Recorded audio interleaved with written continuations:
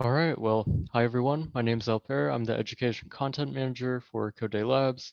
I'm happy to welcome Bill Clark, who will be talking to you guys about game development roles and how each person on a game development team kind of contributes to the game and adds value to that game. So Bill, if you'd like to introduce yourself a little bit Mhm. more, and then we can get going. Yeah.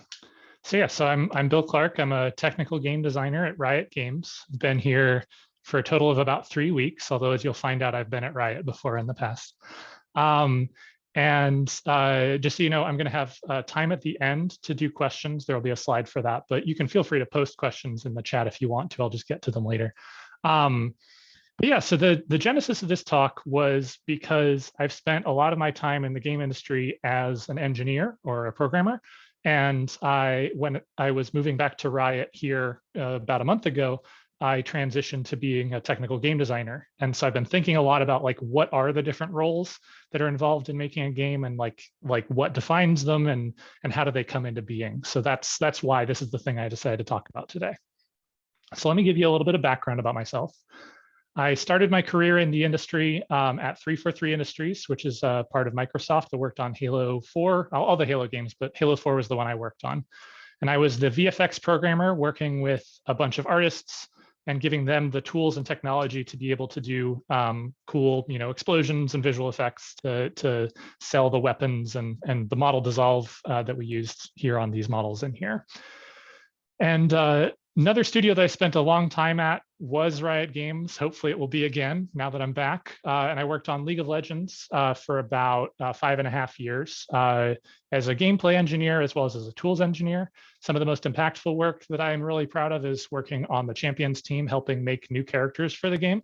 And then I also made a blog article called A Taxonomy of Tech Debt that wound up being a really big success, talking about the way that the decisions that you make in building the technology for a game or for any other type of technological project, how those decisions will have repercussions into the future and how you can think carefully about like which improvements to make, since you're always going to have to make trade-offs. And so you can try to be smart about which ones you make so that your future development isn't hampered by them.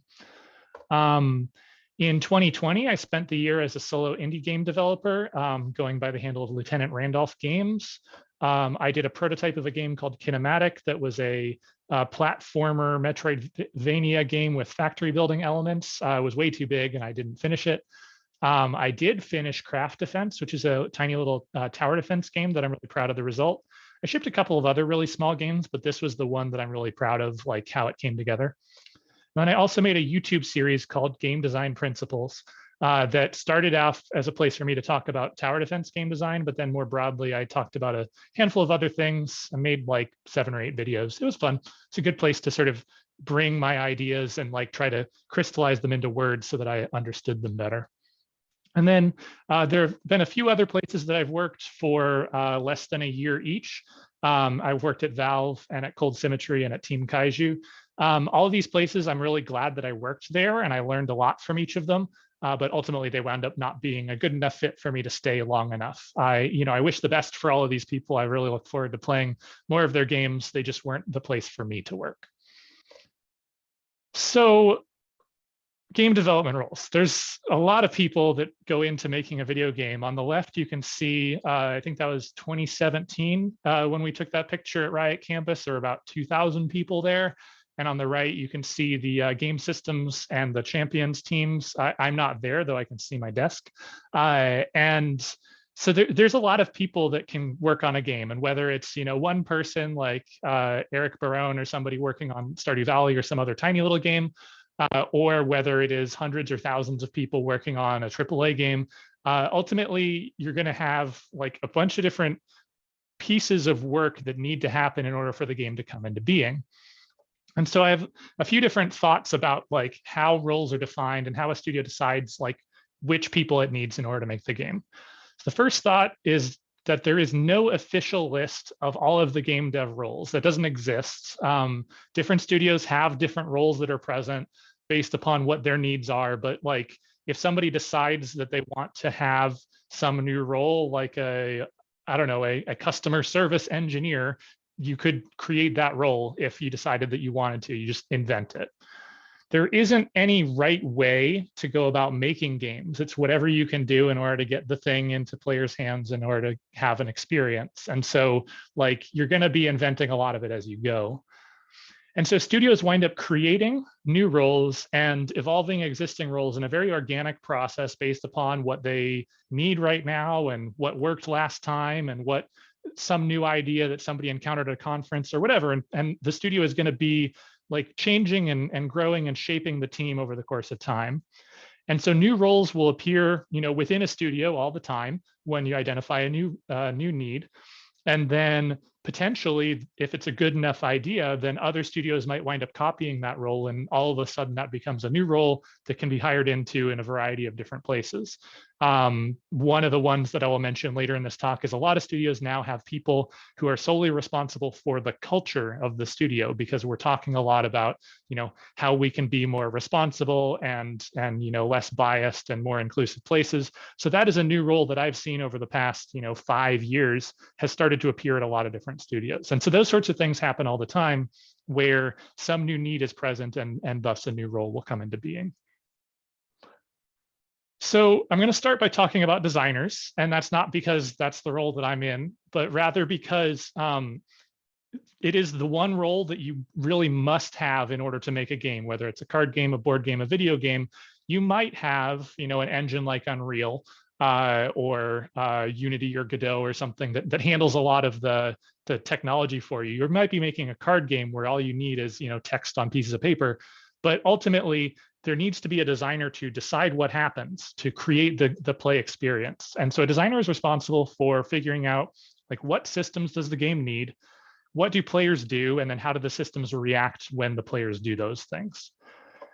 And then thinking about what I said about roles sort of coming about organically and fitting the need of the game, I want to try to talk about roles in terms of their relationships with each other. And so I'm going to lay out a lot of them on various 2D grids like this one.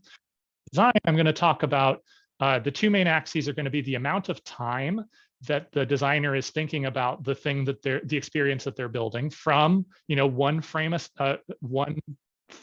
at 60 frames a second, which is a 16 millisecond time period, all the way up to like months or even years of player interaction that a designer might be thinking about. And then the other axis I'm thinking about is how much the designer is relying on like intuition and like very feels-based design of like, how does it feel to push the buttons versus more of like a structured like data or technological approach to the way that they do their design. So when I'm looking at the timescale problem, let's talk about two roles at opposite ends of that. So there's a type of designer called an input designer, or a 3C, and that stands for character, camera, and control. And both of those are basically the same role. They are, you push buttons on your controller and what happens. And so in particular, input, if you push the jump button, you want the character to start jumping immediately. That means you're thinking about, does it happen this frame? Does it happen next frame? How long does the animation take? Is it 33 milliseconds? Is it 100 milliseconds? So input in 3C is very much at that very, very tight low end of the time scale. And then at the entire opposite end of it, there are metagame or progression designers who are thinking about, like, if I play 1,000 matches of League of Legends or of Counter-Strike, or if I play on my World of Warcraft character for 500 hours, then like, what happens over the course of that time? And like, how do the systems interact? How do you progress through the game over the course of time? And so that's like looking at months or even years of playtime. And it's also worth calling out that this is oftentimes a subdiscipline that interacts strongly with the store as well. If you have microtransactions in your game, oftentimes those are really hooked in at the metagame and progression level. So that's another type of design you might do up at that time scale. And then to look at the intuition and feels versus data and tech, one of the more intuition and feels-based types of design is UI or UX, user interface or user experience. And this is all about thinking about, how do we communicate information to the player? So this will be things like menu screens, the UI, the heads-up display like reticle, ammo count, health bar, things like that. And one of the core things that this type of designer thinks about is like the information hierarchy. You need to know what your health is all the time so you can decide whether it's time to retreat in a combat game. But you don't necessarily need to be thinking about like what your stats are that you would change when you level up. And so their UI and UX designers will be figuring out like, what does the player need to know, and how do I make sure that it's easy for that player to understand that information at the appropriate time scale? And then technical designers like myself, or scripting designers is another categorization that's a similar type of thing, will be designers who are defined.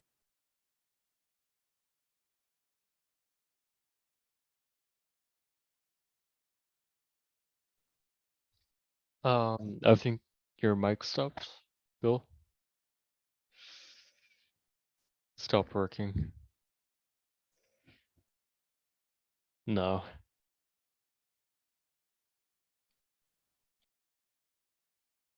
Check, check.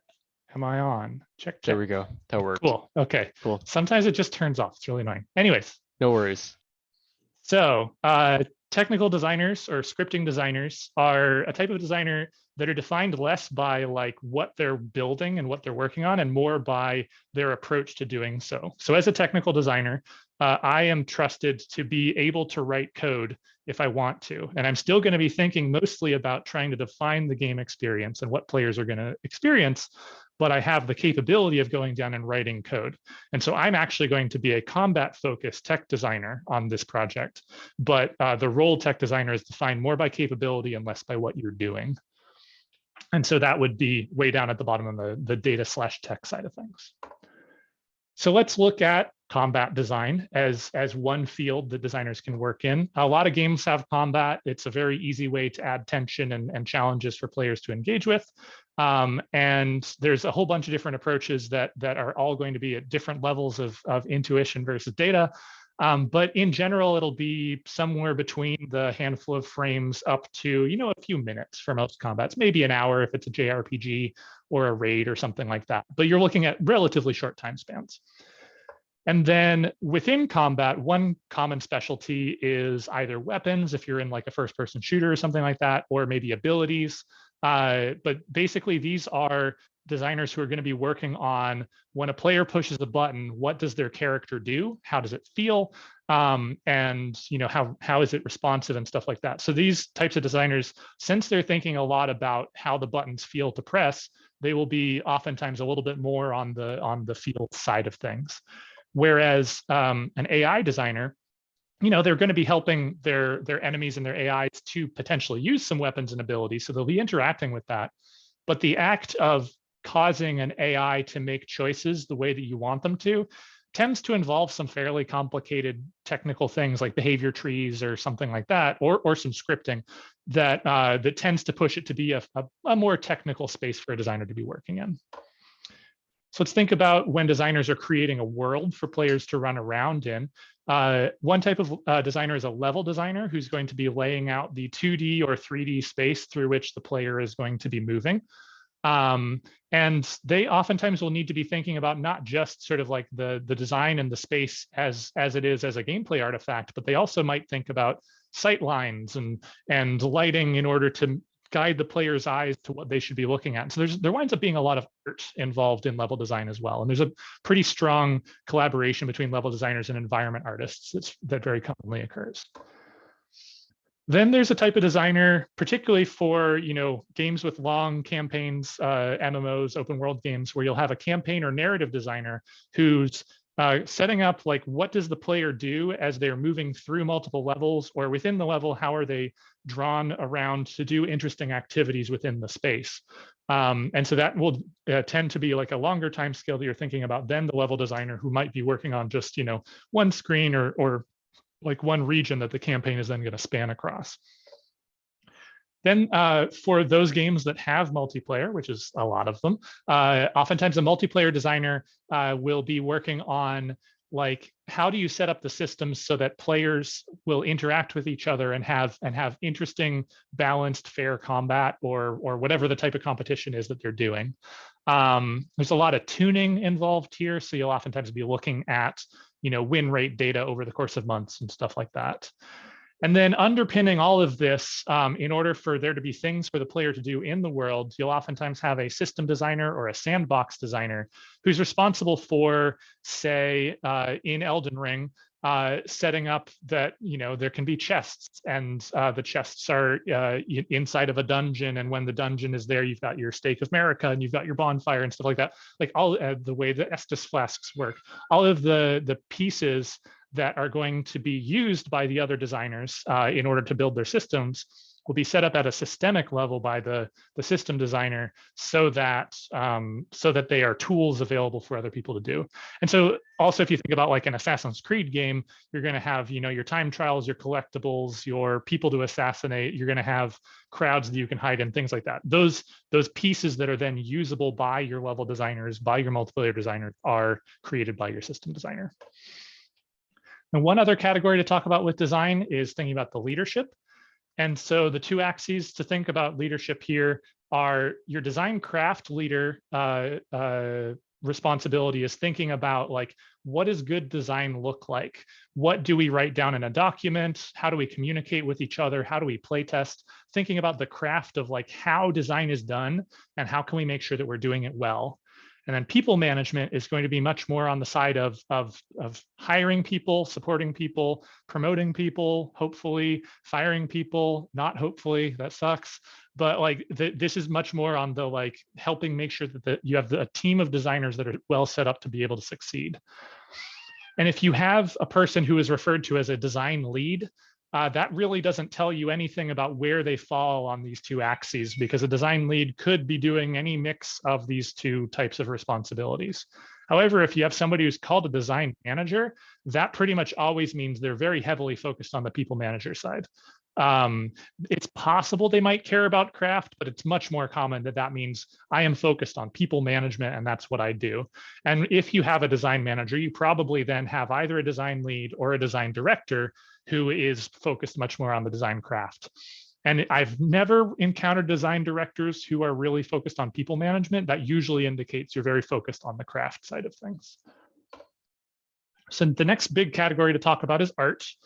And I was thinking about like, what are artists responsible for? How do I give you bullet points? But ultimately, like they make the game's visuals. And that sounds like a simple thing. It's like incredibly important, but like all of the different ways that artists contribute to things really hone in and focus on like what pixels show up on the screen, or in a card game, what do you draw on the card or whatever. So, but they're very focused on how do you make the visuals that are going to communicate to players and be pretty and interesting and whatever. So the two axes I came up with for art, the horizontal one is a little bit hand wavy. I'm not as thrilled with it, but sort of I was thinking about like, do you make a few, big impactful pieces of art, or do you make many, many pieces of art to fill things out? And this is kind of hand wavy, so it's not as good at categorizing, but I think that the other one I think is very solid, which is, are you focused more on the classical art techniques, like thinking about using a pen in order to draw things? And maybe you're doing it in actual physical media, or maybe you're doing it in digital media, but if you're thinking about things the way that a Renaissance painter would think about color and lines and brushstrokes and stuff like that, that would be much more on the classic art side of things. And then technical, man, my cat is just going crazy. The technical side of things would be if you are thinking about art in the way that it is made on a computer. And so oftentimes you'll be interacting with, more random or procedural elements. You might even be writing script or code if you're down at the very bottom of this scale.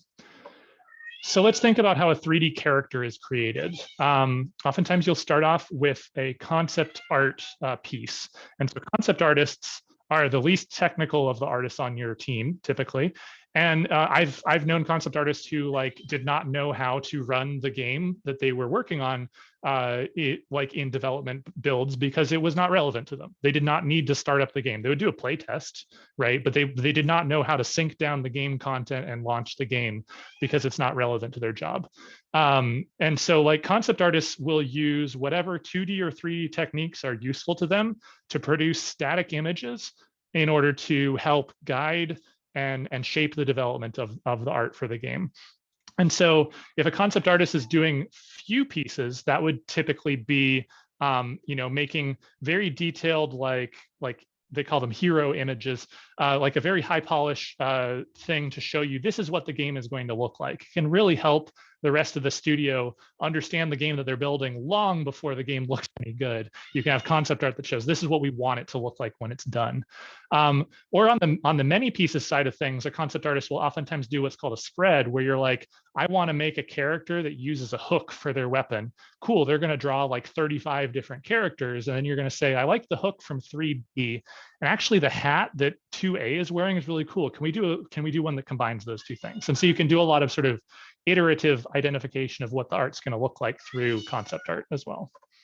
So once you've got the concept to the point where you understand what the character is going to look like, you then will have somebody use a program like Maya or Max or Blender to make a 3D model of the character. And they'll typically be a model standing in a T-pose because that's the way that has the least deformation of like the shoulders and stuff. And they'll oftentimes be also responsible for doing the 2D texture that wraps onto the model in order to set up that you have a 3D character that is ready for other people to work on. At that point, they will hand that model to a particular type of technical artist called a rigger. And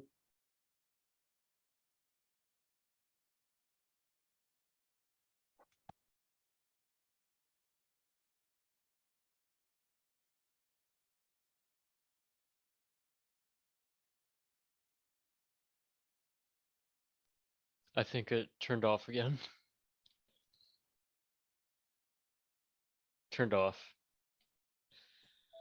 There we go. Okay, there we go. Cool. This is really annoying. Okay. It's all good. So a rigger is then going to take that 3D character model and set up like bones and the joints between those bones so that they are able to be moved around. And that will then allow an animator to like be able to move the character around and pose them into, you know, your jumps and your mantles, your shoot animations, your sword swings. I just realized what I can do. I think it's timing out because I don't have any audio playing. So I'm going to make some quiet music in my headphones. There we go. Okay, now my headphones should stay on. Cool. So those were different roles to create a 3D character. So then if we're going to be making a world, we will then oftentimes, again, start with some concept art that's going to show you what the world's going to look like. But then you're going to have one or more environment artists who are responsible for turning that into a space that a player can move through.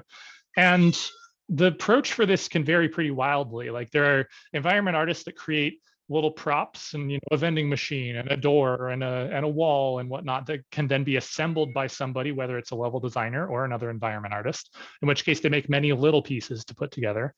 Or you can do like the game Rage by id was very focused on like every piece of content is like hand authored into one gigantic world. And so like exactly how environment artists approach putting together the world will vary. And you know, there's advantages and disadvantages either way. But regardless, they're going to be much more focused on sort of the 3D side of things in their program, and like getting it into the game technically is going to be the responsibility of a tech artist who's going to have like scripts and Python and whatnot in order to ingest what the person did and get it into the game. And then one other type of artist that I forgot I was going to put in here because I added it this morning because I remembered is lighting artists. And lighting artists will put lights in the world in order to you know, make it so you can see things and put lighting and shadow and help, you know, guide the player's eyes and stuff like that. And lighting, I would say, is one of the more technical types of art because it does involve thinking a lot about the way that the materials are set up to interact with the lighting. And sorry, my cat's scratching the carpet. So yeah, so they're thinking about the way that lights interact with and bounce off of things. So it tends to be a little bit more technical. Man, this is a lot more distracted than I expected to be. So let's think about you're all good. It's all good. Cool. So let's think about like 2D artists. So if you're making a 2D game, there's a type of art called Sprite Art that is pretty common. And so this can be, you know, pixelated for your old school, you know, NES or Super NES style look. I've done some Sprite Art in my day. Or it could be higher fidelity, but what defines it as sprite art versus some other type of art is that you tend to be drawing a 2D image that is itself a frame of animation, and then there will be another frame and another frame and another frame, and their flip book shown. And so that would be what sprite art is. And there are some uses for sprite art in 3D games as well. You can do, either in the distance or small things. You can draw sprites, or you can use them for visual effects. But most commonly, this will be for 2D games. Another type of 2D art is UI art that'll work with a UI or UX designer. And so this will be things like, shaping what does the health bar look like so that it feels appropriate for the theme. Because like a Halo health bar looks a lot different than a Diablo health bar, because they're attempting to convey the same information, like is your character going to die, but in an entirely different context. And so UI artists will be doing things like that. Your meters, they'll have icons, and they'll be thinking about the way that the colors and the shapes of things communicate so that players can read it quickly and easily and get the information out of the UI effectively. And then I call VFX artists 2D because they're kind of 2D typically. Like even if you're making 3D visual effects, like an explosion or a fireball in 3D or smoke or whatever, the most common technique to use is what's called a billboard, where you have a rectangle that is facing the camera, and then you draw a 2D image on it. And if it is a circular image, then it will look like it's a 3D shape, even though it's drawn in 2D. And so that's one of the techniques that visual effects artists will use in order to make effective and efficient things that don't blow up your budget for render time. And I would say that visual effects artists are among the most technical artists because you need to do a lot of stuff with like random numbers and math in order to make the visual effects look like different and unique every time that you play them. And so visual effects tends to be a lot more on the very procedural side of things, where you're not handcrafting the way the thing looks, but you're rather telling a simulation, here's the parameters I want, and hopefully you can tune them to get it to look the way you want it to. Just like with design, art leadership tends to have the same sort of same breakdown of like, if it's a lead, who knows where they are on the spectrum? If it's a manager, they're very people managey and whatnot. And it's worth calling out that the art director tends to be like one of the most important positions of leadership on your team, because they are going to be helping define like the feel and the look of the game in sort of a very big way, in a way that I when I've observed design directors, they tend to be more like answering questions and setting up values, whereas like an art director tends to be, I would say, more hands-on with like, here, let me set up, this is the Bible of like what our art is going to look like. This is just my experience, but I've just seen like art direction comes from the art director in a way that really shapes the way that the entire studio thinks about the game in a pretty significant way. So now I'm going to talk about technology, and many of the roles I'm going to talk about here end with the word engineer, like engine engineer, rendering engineer, but not all of them. But broadly speaking, people in this space are going to be building and or supporting the technology that is used in order for the game to exist. So they might be doing programming or scripting, they might be managing a bunch of data, they might even be working on like the hardware that the game is being built on or run on. But broadly speaking, they're thinking about like, how do we make a computer do the things that people want it to do for this game? So on the technology axes, I'm going to be talking about how much an engineer or technologist is thinking very deep at the like, what is the computer processor doing? How does the memory work? What is in the cache? Or at the high level, talking about like managing your character's inventory, or how many bullets are in the weapon, like thinking about things at a very like conceptual and abstracted level. And then on the other axis, many engineers can be, or not many, but some game engineers can be pretty heads down of like, do an amount of collaboration to talk with people and figure out what they're going to build, and then go off and build it for 3 weeks and come back when they're done. Whereas there are other types of engineers that are going to be talking to, the designers or artists that they're working with literally every day. And so that's what this axis is about, is like how much time can you go between talking with somebody else in a different role about what you're doing. And so if we're going to look at the technology running within the game, One of the lowest level types of engineering is called engine engineering. And so this is going to be people who are looking at, how do you load assets off of the disk? How do you transmit things over the network to other people? You might be looking at low-level animation or rendering systems, but basically, like, you're unafraid to go deep into the source code of the engine and change the way it does things. And then some games will have a subspecialization within engine engineering called a networking engineer. And from what I've seen, these tend to be like the most heads down game engineers that you will ever encounter. Because ultimately, networking engineering is all about, I've got some bytes over here on one computer and I need to get them over to another computer reasonably quickly, reasonably reliably, and sort of like have some amount of prioritization of like, it is more important that you know your health than the health of the guy that's across the map, right? And so like networking engineering tends to be like very low level, thinking about bytes, thinking about prioritization and queues and stuff like that. And so it can be very much a problem that you solve off in a corner by yourself and nobody understands what you're doing, and that's fine so long as the bytes arrive at the other side. Rendering is another subspecialization, sort of that I would classify as kind of part of engine engineering, but it's one where you have to interact a lot with artists because you're interfacing with like the graphics card and setting up like how do materials work, how does lighting work, and so you need to do a lot of collaboration with artists in order to make sure that they can get things to look the way that you want, or that they want rather. And rendering tends to involve a lot of like 3D math, a lot of matrix multiplication and stuff like that. So it tends to be a fairly technical specialization. Then a pretty broad specialization, which is one of the ones that I've done for quite a lot in my career, is called a gameplay engineer.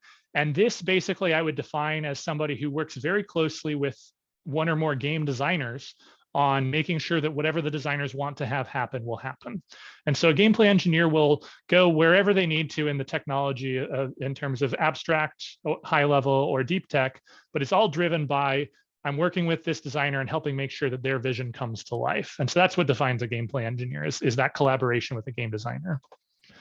AI is a subspecialization that typically I would call part of gameplay, but it's very focused on the like, how do you allow the non-player characters to make good decisions? It tends to operate at a high level. It tends to be operating on the game concepts level of talking about, do you have line of sight to be able to see the player character? You can do some low level stuff in terms of like navigation and pathfinding and whatnot, but like most of the time that stuff you'll already have in your engine, or you'll be building it or you'll be using it from some other engine or whatever. And so a lot of your time will be spent more on the conceptual side, thinking about like game concepts. And then UI engineers go along with the UI designers and UI artists that I've talked about. And oftentimes this will be a role that tends to be, kind of adjacent to design, and maybe even you have a person who is the UI designer who does the engineering, or the UI engineering who does the design. But it tends to be a lot of code that is like specifically targeted at the UI and at the thing that you are communicating to the player. It's possible to do systemic UI development, but much more commonly I've encountered UI engineers who are doing specific code for the specific elements of the game, rather than building some generic system that I would refer to as like a deep tech system. And so then there's a lot of technology that's outside of the game as well. So a build engineer is going to be responsible for turning the code and the art and the scripts and whatever into an artifact that can then be put on computers or put on an Xbox or whatever in order to test the game, in order to build the editor, in order to run the editor. And so they're very focused on the repeatability of producing the artifacts and making the game over and over again, and like logging and stuff, so that you can make a build every day or multiple times a day, but then you can also ship a build out to players and trust that it's a good build. And so it's a very, very technical, a lot of detail oriented stuff to deal with there. Database administration would be kind of similar to build, in that you're setting up the infrastructure for some piece of some artifact that is going to be responsible for running the game.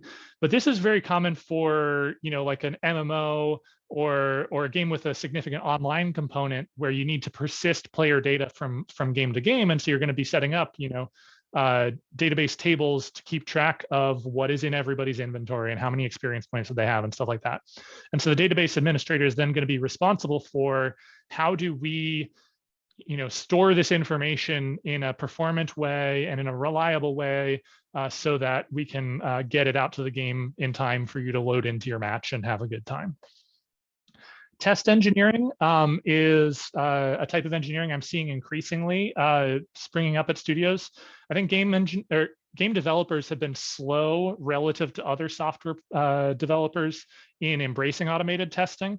It can be tough to automated test a lot of things. It's hard to automated test does your level look right.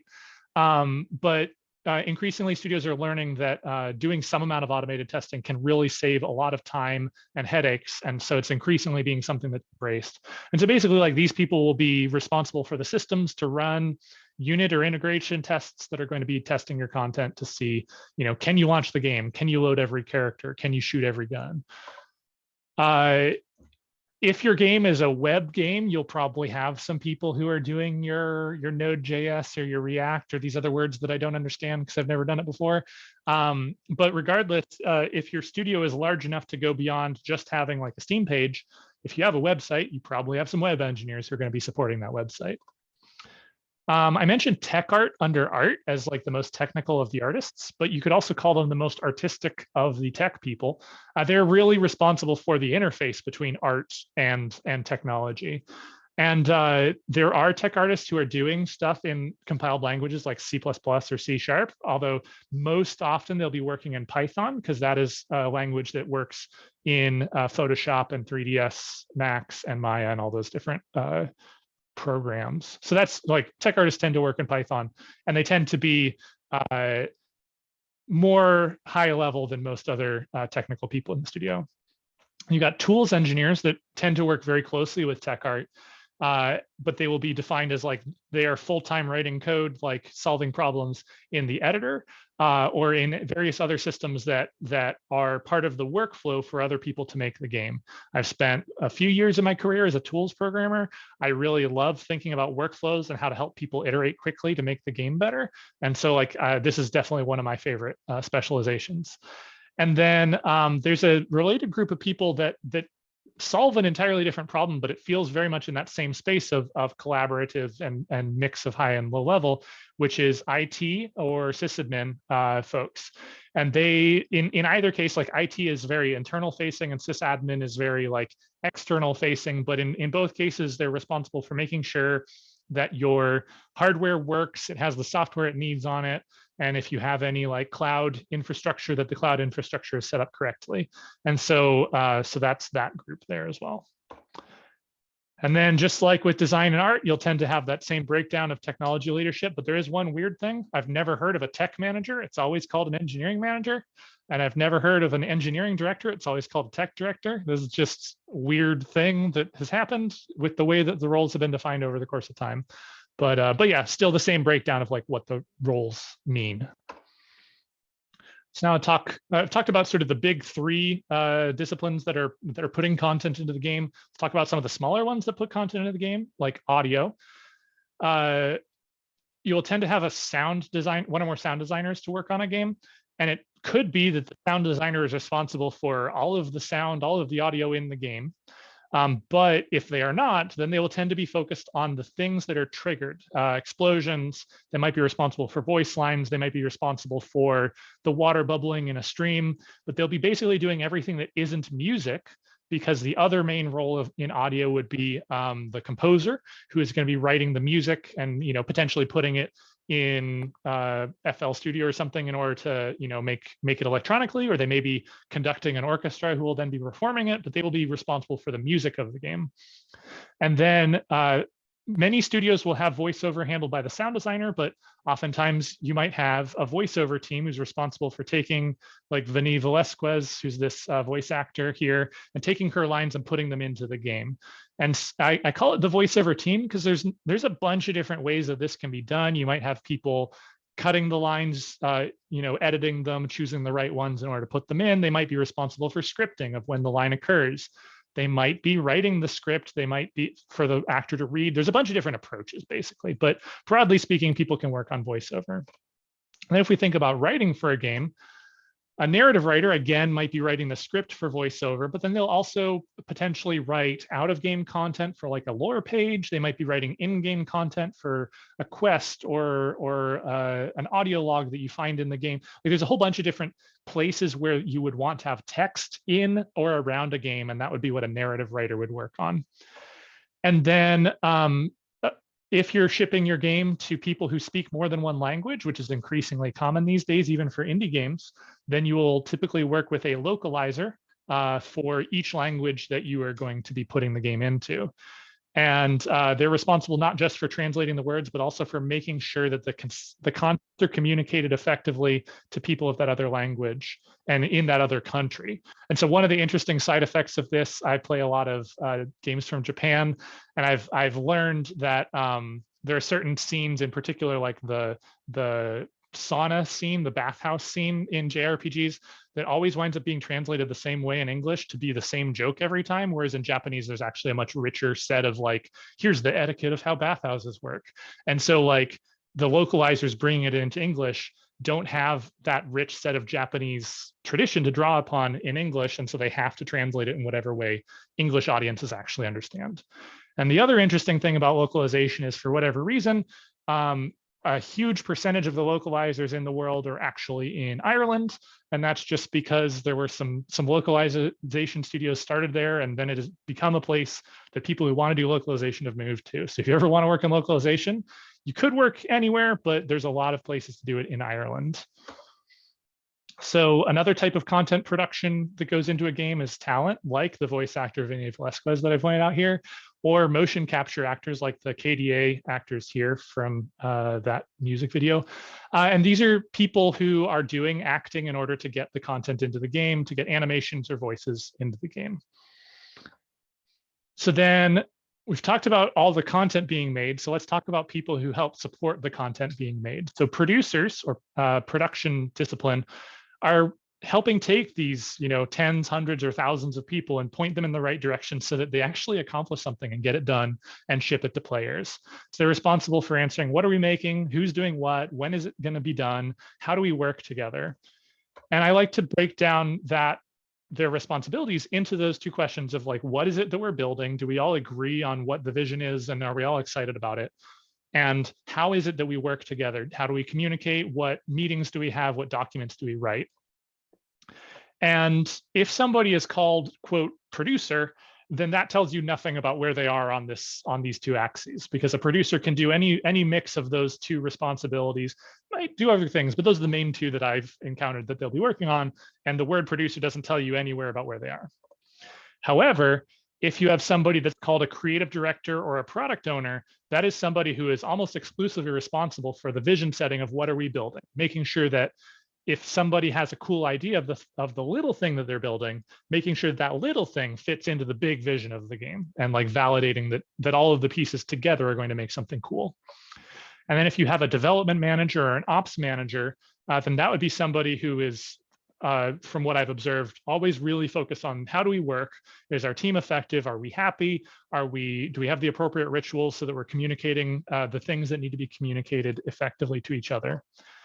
And then if you have a project manager, that tends to be actually pretty squarely in the middle from what I've observed, because they're working on a specific project and holding the vision for that project, but then making sure that everyone works effectively to deliver that project. And so it tends to be like zoomed in on one area of the game, and then sort of holistically answering both the how do we work and what are we building for that area within the game.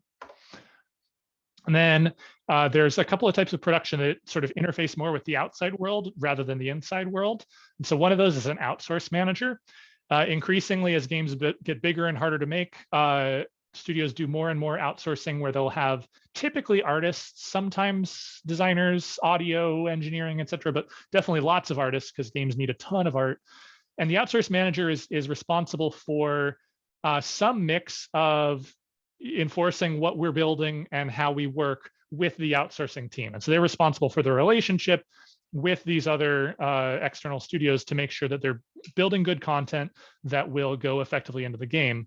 And it's a very important role because this external company may be full of very talented people, but they're talented people who are not in the room with the creative people who are making the decisions about how the game will be made. And so those decisions need to be communicated effectively so that they can produce art that is useful for the game.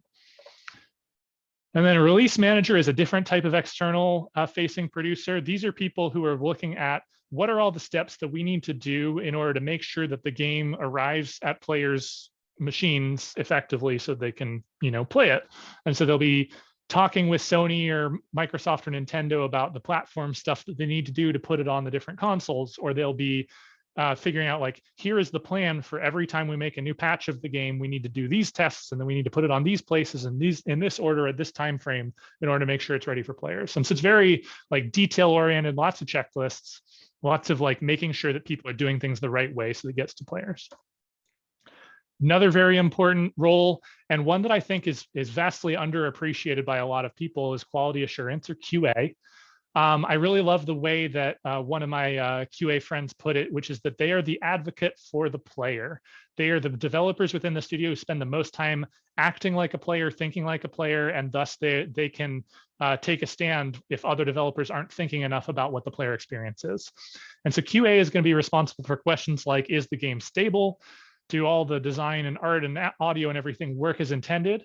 And it's impossible to fix all the bugs, so they will be helping identify, of the bugs that exist, which of them are most important to fix, because like you cannot ship a game without bugs. That is not possible. So you need to be deciding which ones to fix.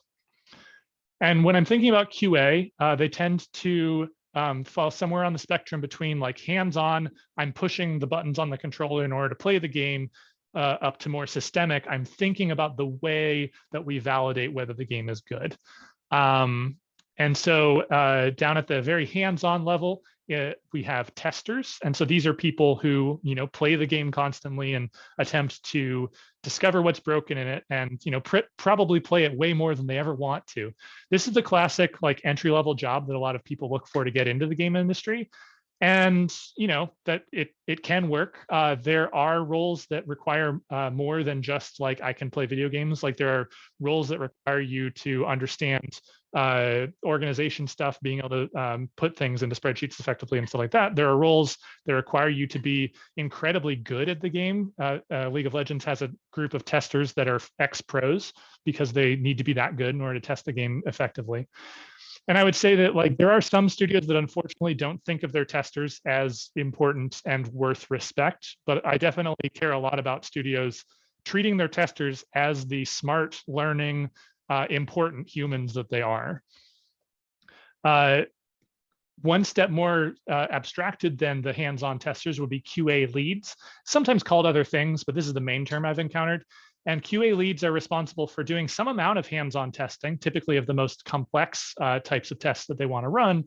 But then they will be responsible for then turning tests into a test plan that can be then handed to more, junior entry-level testers to run. And so the QA lead is thinking about like, what are the things that need to be tested by a human? Let me hand those to the testers with steps to guide them on how to do it effectively. And then a QA manager will be responsible for the relationships with testers who might be at an external studio, so they might be kind of outsource managers in a sense, as well as with the QA leads and identifying like who do we need in what places in order to effectively test this game. And then, as I mentioned before, we might have test engineers that can also be called QA engineers, and this would be people who are working on code to allow us to automated test things that are automated testable. So we've talked about how the game is made. Now, how do we support the people who make the game? You're always going to need to have, above a certain size, you're going to need to have some human resources or HR. And, they might be responsible just for sort of the legal, contractual, and financial obligations that are required to have employees. But oftentimes, HR will also be involved in things around culture building, supporting people managers, and helping make sure that people feel safe and heard and listened to within the studio.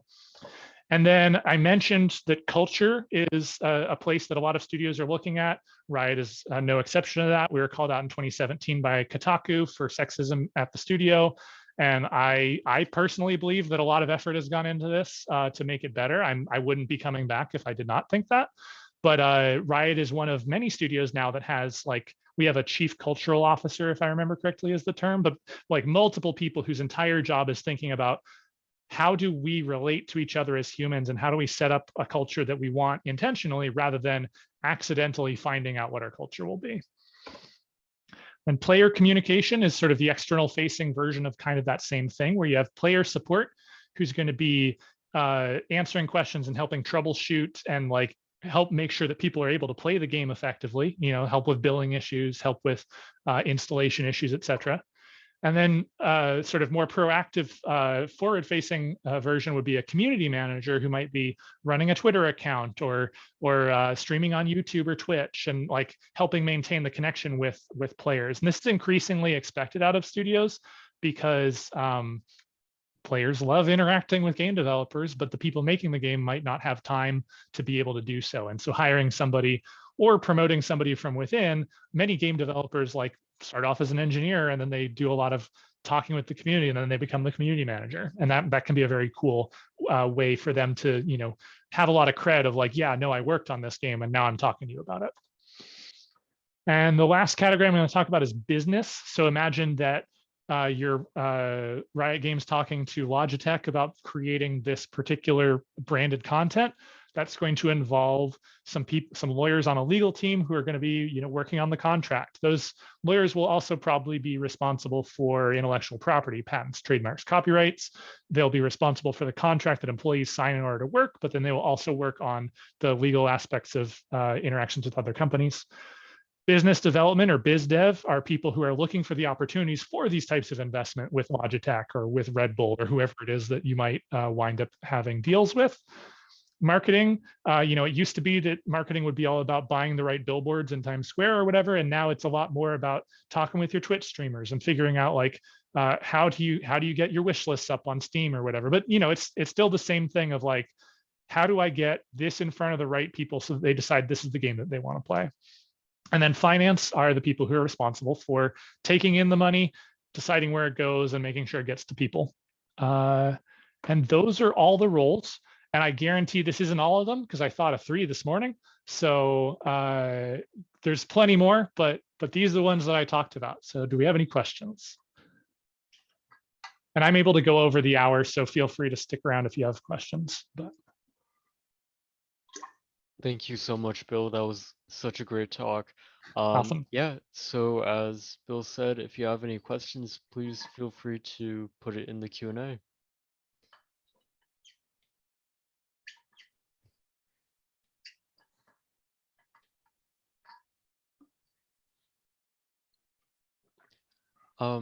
To kind of get it started, out of all of these categories that you kind of put on this screen, which category do you think has the best work-life balance that you've kind of Oh, seen through your coworkers or even interesting. experienced yourself?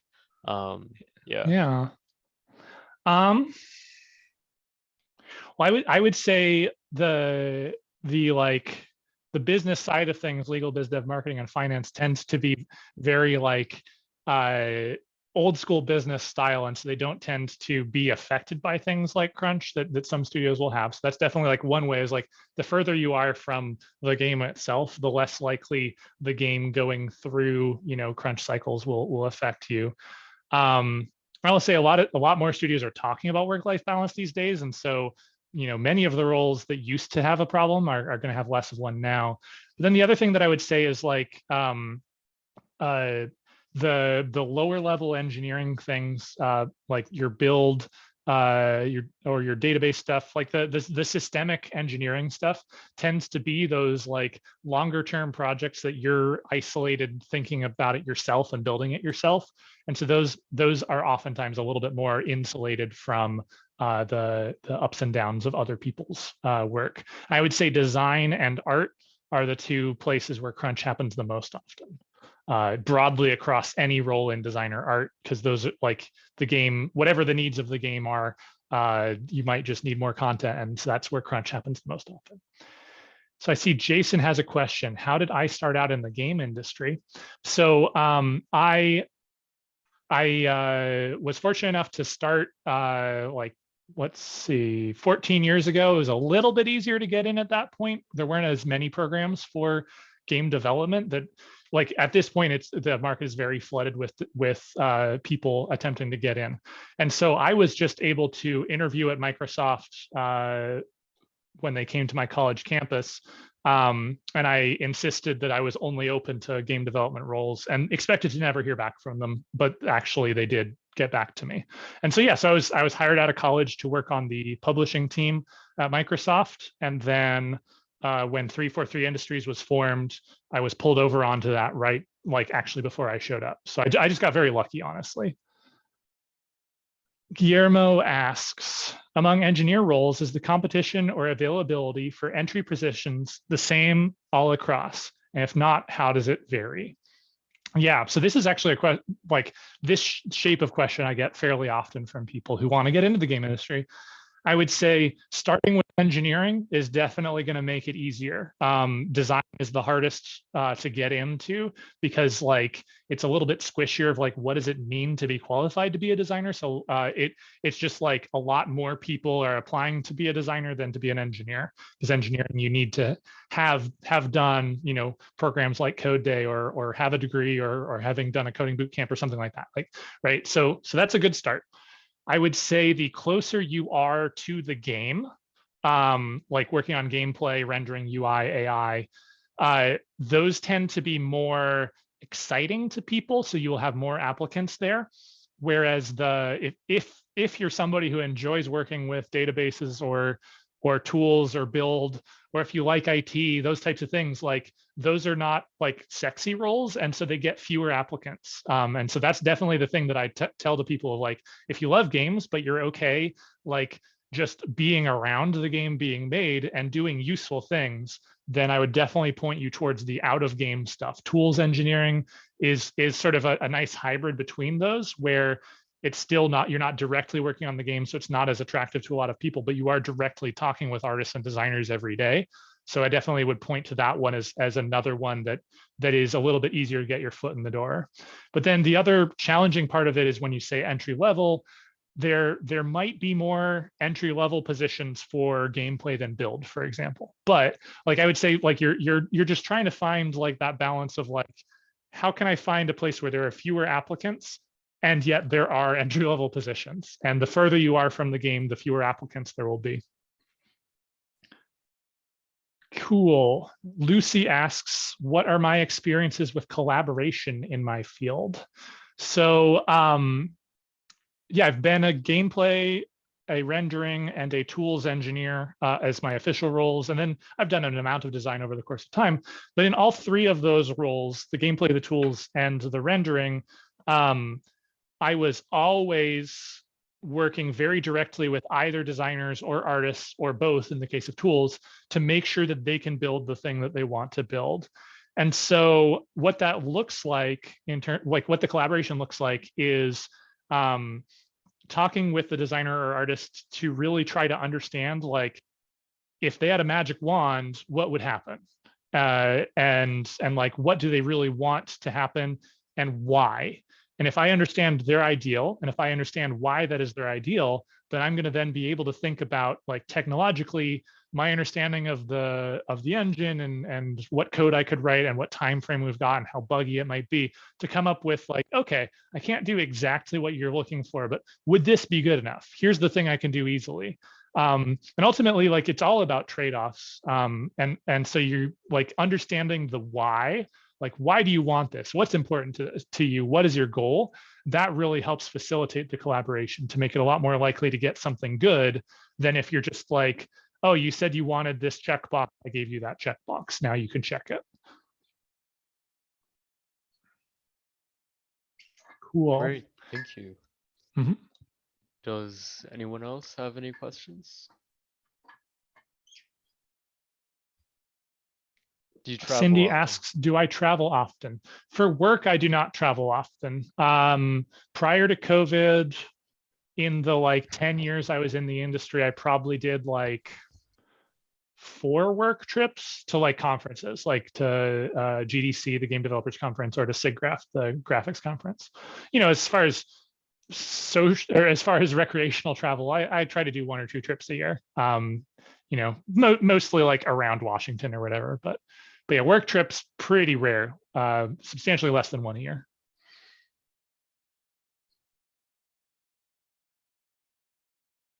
Cool. So I have one last question for Mhm. you. That's probably more of a general question, but since this audience seems to be interested in going into the game development community, um, how, like, which path would you recommend, education-wise, career-wise, that is kind of most compatible with the game development industry as it is in its current age? Yeah. Which path would you recommend that the people in the audience go forward with? Yeah. So one of the goals of this talk was to just sort of give you a sense of like, here are a bunch of different things you can do. So if one of those or a few of those jump out at you as like, that sounds really cool, I would like to do that thing, then that can definitely help you, because motivation is going to be a lot of it, because you're going to have to put out a lot of resumes and you might get rejected a lot. And so motivation is going to be one of those key pieces. And so finding a thing you're passionate about specifically can help increase your motivation and also sort of increase your ability to do research, watch YouTube, learn about like what that role is and how to do it. So that's one piece is like, if you can figure out like, here's the area I want to focus on, cool. If it's one of those areas that is like a little bit less sexy, a little bit more specialized, that's even better. But broadly speaking, like find a thing that you're excited that you would want to do that thing. Then the other thing that I would say is, regardless, or whichever area that is in, if you have demonstratable work in that space, that helps immensely. And so in particular, if you want to be working on any of the development roles, any form of art or design, or any of the engineering roles that are like in engine, that are in game, then doing game jams, working with friends, making little things, finishing a bad game teaches you a lot more than starting several good games that never actually become good. And so I'm definitely a big fan of saying like, do game jams, work with people for 3 days, for a week, make something kind of bad, and then do it again and make another thing that's kind of bad. And then if you continue to do that, you'll start making things that are better and better, because failing and learning from it is how you get better. And ultimately, like I said, it's a very competitive industry right now. It's tough to get in. It's tough to get that first foot in the door. And one of the key things that you can do in order to help with that is to have a decent game or two that you've made in the game jam or whatever, that you can then show, put on a website, link to from your resume, and then be able to talk to people about, here's what I learned making this, here's why I think it worked, here's what I would do better next time if I had the opportunity. Great, thank you. We have one more question by Jason. I think it's basically the question you just asked. Okay. So do you have any tips, like particularly for right out of college? It's the Or same is thing. it just the It's same? like, Okay. if you have demos, if you have things that you have built, if you have projects that you've built, then that's really the best way to get from I have a resume to the person understands what I'm capable of and is impressed. Like having small finished games, or finished-ish, like having a playable prototype, particularly if it's easy for somebody to just like click on it and play it in their browser or something like that, that's great. But like being able to have, like, I have a little video on my website that shows the game that I participated in building, and on the website I describe, here's what I did, and here I was working with 5 people and I was responsible for the engineering, right? Like that's a thing you can do. But like that website that shows what you can do, that's really the key, I think. Awesome. Yeah, thank you. Mhm. I think that will be our last question, unless Cool. anyone else has anything. Okay. Awesome. All right. Well, uh, well, thank you so much, Bill, for Mhm. all of your effort that you put into the talk and answering everyone's questions. We really appreciate it. Another great Thanks for talk as coordinating, Alper. always. Of course, it was my pleasure.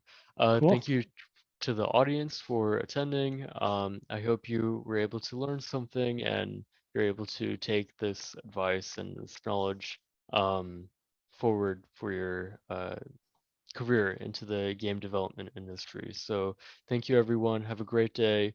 And please don't forget to do the feedback survey if you have any time. All right. Bye, everyone. Bye. Have a great day.